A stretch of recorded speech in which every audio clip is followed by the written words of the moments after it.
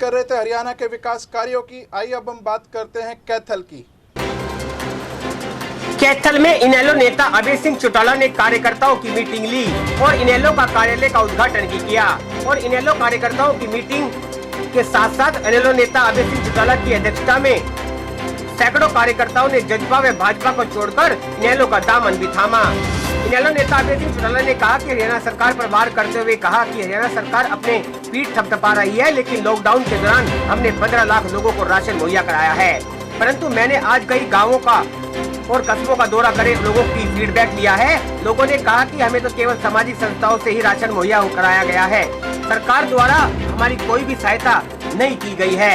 उन्होंने हरियाणा की गठबंधन सरकार वार करते हुए कहा कि किसानों व व्यापारियों को लूटने का काम और लॉकडाउन के समय भी किसी गरीब व्यक्ति को ना तो अनाज वितरित किया है और ना ही कोई आर्थिक सहायता प्रदान की है। सामाजिक और धार्मिक संस्थाओं द्वारा गरीबों को अनाज वितरित किया गया है। सरकार ने तो 80 दिन के लॉकडाउन में गरीबों को व्यापारियों को कोई भी सहायता प्रदान नहीं की है। उन्होंने कहा कि किसानों को सरसों की फसल भी पौने दामों में खरीदी गई है, जिससे किसानों को काफी नुकसान पड़ा है।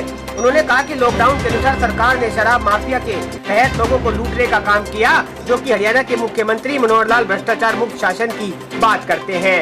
उन्होंने शराब माफिया के तहत हरियाणा में लूटमार की है। उन्होंने कहा कि गठबंधन की सरकार ने हरियाणा की भोली भाली जनता को लूटने का काम किया है। को खत्म कर देना चाहिए था। जो उनको बेचने वाले लोग थे उनको जेल की सलाखों के पीछे भेज देना चाहिए था, बजाय उन लोगों को पकड़ने की। सरकार एक शराब का माफिया, एक शराब की गैंग बना करके खड़ी कर दी, जिसने लाखों बोतल दारू की, लाखों नहीं, मैं तो कहता हूँ अगर सारी जगह की इंक्वायरी होगी तो करोड़ों में तब्दील हो जाएगी। जिस बोतल की कहते हैं कीमत 100 रुपया थी, आम आदमी से पूछ के देखो, वो कहता है कि लॉकडाउन में हमने 400-500 रुपये की खरीदी।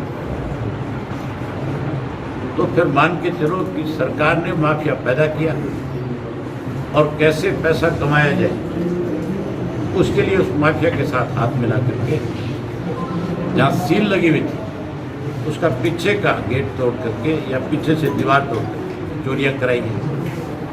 जब इन चीज़ों की शिकायत हुई, मीडिया ने जब इस इशू को उठाया पूरी तरह से, तो इसकी जांच दे दी एससीटी को जांच देनी चाहिए थी एसआईटी को। एससीटी के पास कोई अधिकार नहीं है कि वो किसी से कोई दस्तावेज मांग सके। एसआईटी के पास अधिकार है एक्ट के मुताबिक कि वो जो है किसी से भी दस्तावेज मांग सकते हैं, कोई नहीं दे तो वो उसको बैठा सकते। एससीटी जो है उसको सरकार की तरफ से जो हमारा क्रिमिनल एक्ट बना हुआ है उसमें सरकार के पास एक पावर है जो उसको डिस्ट्रीब्यूट कर सकता था, जो उसको दे सकता था। वो काम था चीफ मिनिस्टर का कि हम आपको ये पावर उसके साथ साथ हैंड ओवर कर रहे हैं, आप कहीं से कोई दस्तावेज दे सकते हैं।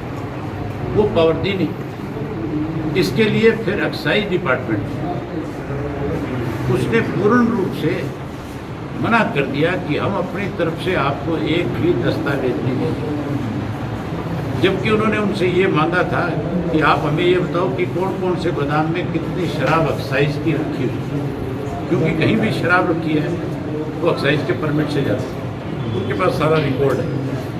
वो तो ये चाहते थे कि 5-4 जगह से जो खुलासा हुआ इस पूरे प्रदेश की जांच की जाए। पूरे प्रदेश की जांच करते तो बहुत बड़ी पोल खुलती थी। इससे आप साफ अंदाजा लगा सकते हैं कि इस भ्रष्टाचार को बढ़ाने में केवल कोई किसी एक मंत्रालय का हाथ नहीं हो सकता। इसमें तो मुख्यमंत्री से लेकर के और नीचे तक के अधिकारी शामिल हैं। जो मुख्यमंत्री जी ये कहते हैं कि मैं भ्रष्टाचार पे अंकुश लगा रहा हूँ, आज की तारीख में हमें ये कहते हुए मतलब महसूस होता है कि किस तरह से आज हरियाणा प्रदेश में मनोहर लाल जी खट्टर की सरकार में। कैथल से एनसीआर न्यूज के लिए राजेश शेट्टी की खास रिपोर्ट। अपने शहर की ताजा खबरों के लिए एनसीआर न्यूज के साथ बने रहिए। चैनल को लाइक व सब्सक्राइब करें। नमस्कार।